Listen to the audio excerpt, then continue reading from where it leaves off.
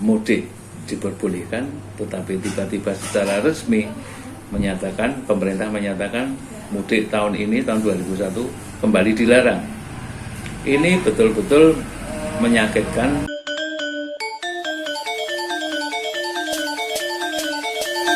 Bergas TV, Colors of Jogja.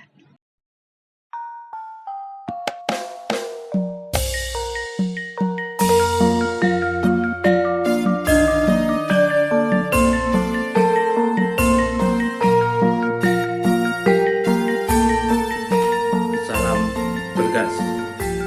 Teman-teman, kita jumpa lagi pada edisi kali ini. Kita akan bicara tentang bagaimana pemberitaan selama ini tentang COVID-19. Pemberitaan yang mendera masyarakat yang hampir lebih dari setahun ini menjadi makanan sehari-hari bagi khalayak. Berita itu menjadi sebuah infodemik hampir setahun terakhir, sejak Maret setidaknya sampai sekarang bulan April 2021. Maret 2020 sampai April 2021. Tak ada hari tanpa berita tentang pandemi COVID-19. Pertanyaannya adalah bagaimana sifat, watak, dan akibat pemberitaan yang terus mendera khalayak itu? Apakah masyarakat secara luas dimanapun mereka berada, terutama di negeri ini, cukup memahami tentang apa yang disebut pandemi COVID-19 itu?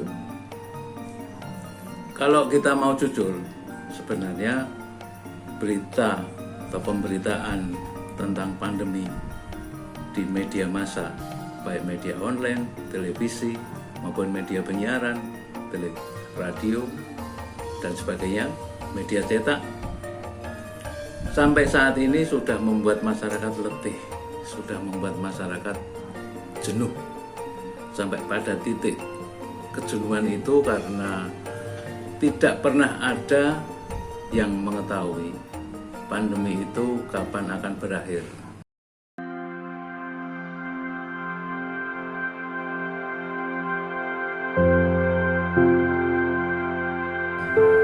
Ketika bulan-bulan Desember 2020 yang lalu diberitakan sejumlah vaksin sudah didapatkan oleh negeri ini, ada sedikit harapan yang dialami oleh khalayak luas bahwa masyarakat akan segera mendapatkan hal baru. Artinya risiko terpapar oleh virus COVID-19 itu akan bisa setidaknya berkurang. Dengan demikian, harapan kehidupan bagi seluruh masyarakat itu kembali memuncak. Organisasi masyarakat, kegiatan ekonomi, kegiatan belajar, dan apapun yang terjadi di tengah kehidupan publik ini akan kembali normal. Setidaknya demikian ketika masyarakat mendengar, melihat, dan mengetahui bahwa Indonesia sudah mendapatkan vaksin. Kemudian seiring dengan berjalannya waktu, Presiden Joko Widodo memulai gerakan vaksinasi.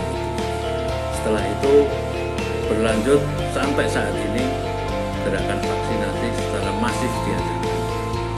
Data yang tercatat sampai bulan April 2021 sampai pada tanggal 5 April 2021 setidaknya ada 15 juta penduduk Indonesia yang sudah divaksin.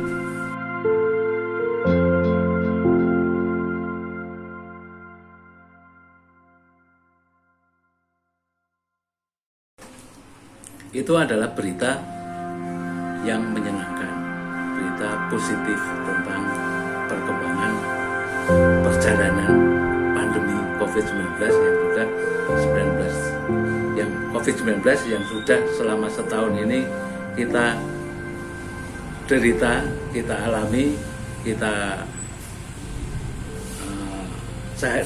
hayati sehari-hari dan menjadi persoalan bersama.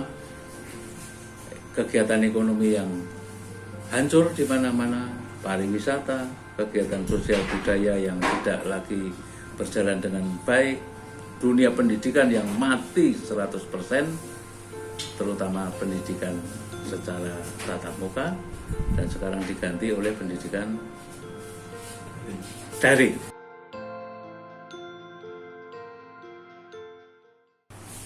Nah, akibatnya apa sekarang yang terjadi saat ini?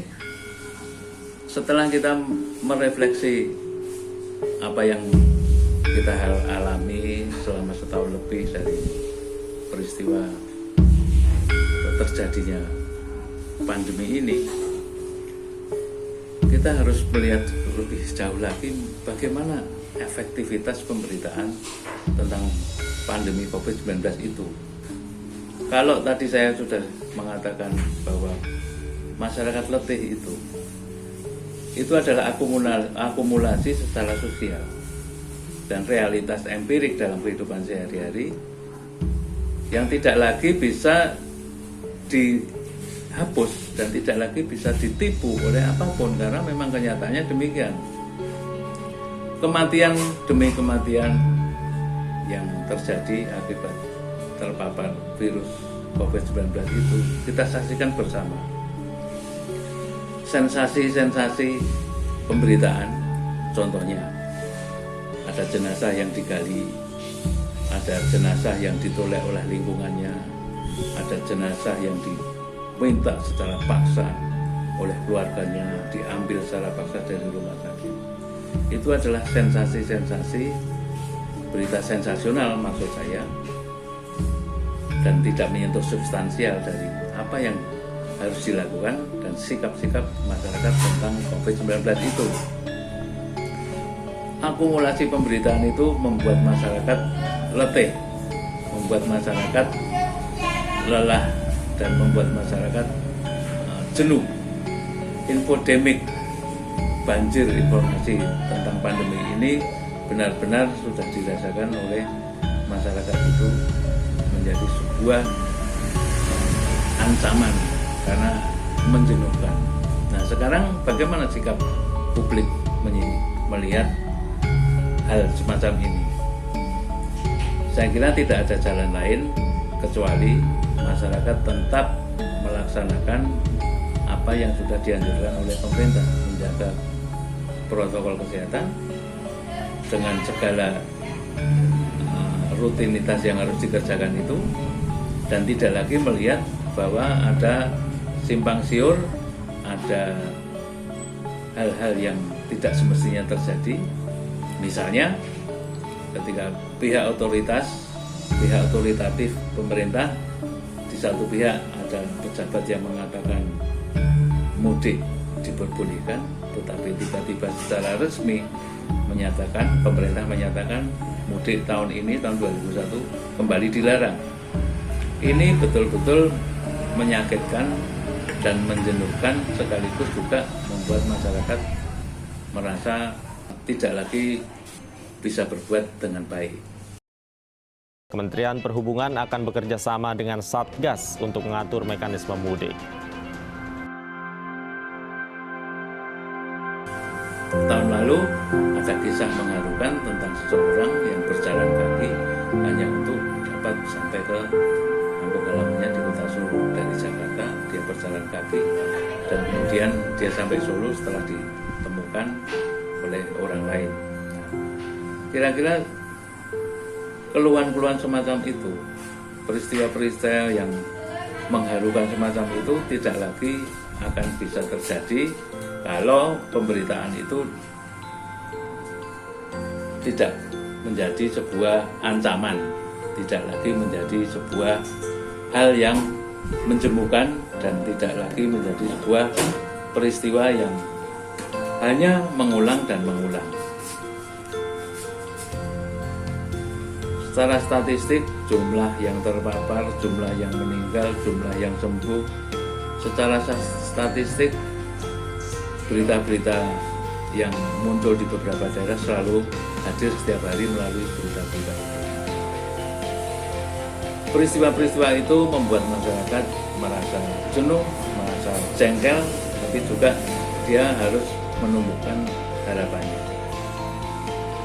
Saya kira faktor penting yang harus kita lakukan adalah melihat bagaimana peristiwa COVID ini disikapi dengan bijaksana, harus mulai dari dalam, termasuk ketika kita mencerna semua pemberitaan di media apapun, baik media online, media cetak, media audiovisual, harus disikapi dengan bijaksana dan tidak lagi dengan perasaan, tetapi dengan rasional, tidak lagi dengan suatu keyakinan bahwa ini terjadi, ini tidak terjadi, tetapi dengan rasional bahwa virus itu memang ada dan masyarakat harus menjaga diri supaya tidak terpapar dan bukan lagi termakan oleh berita-berita hoax tentang anjuran ini, anjuran itu, dan sebagainya.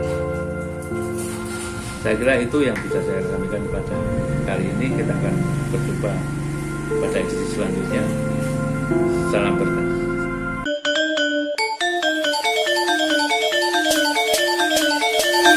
Bergas TV, Colors of Jogja.